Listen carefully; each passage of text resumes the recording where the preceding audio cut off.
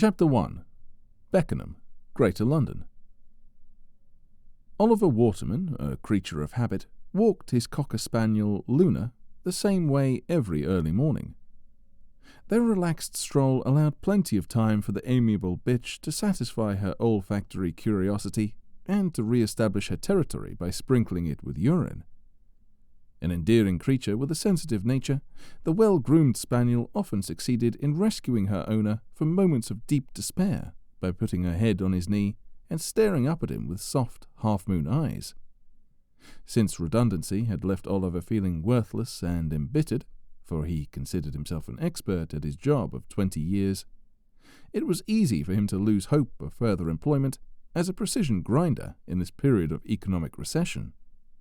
One of his few reasons for living, after a messy divorce, was the little animal bouncing by his side, occasionally distracted by tufts of grass sprouting from the pavement in this generally well-kept residential area between Penge and Beckenham. Their morning perambulations took the owner and his dog along a path flanked by tidy allotments, where Oliver paused with a half-formed idea of applying to the council for a plot. His gaze swept over the admirable rows of tight cabbages and white-topped cauliflowers, and he imagined how much soil preparation had gone into producing these pristine green sentinels standing to attention. He enjoyed gardening at the rear of his small semi-detached house, but there was not enough room for a vegetable patch. Besides, his ex-wife had severely vetoed anything other than a floral contribution. Now he had grown fond of his gladioli and dahlias, and would be loath to exchange them for onions and carrots. Luna barked at him to snap him out of his reverie and to continue their walk. Still, he thought, an allotment would give him something worthwhile to pass the time and stop him from brooding about his future. At the end of the allotments, he and Luna came to an old abandoned railway bridge where a tight curve of the disused line passed over the road. Now the overhead bridge had gone, but either side's high brick walls remained, flanked by a pair of neat, black, cast-iron bollards. Passing through, Oliver considered, "We might as well be on the moon. There's not a living soul around." They continued until they came to another forsaken bridge, this time in the form of a tunnel.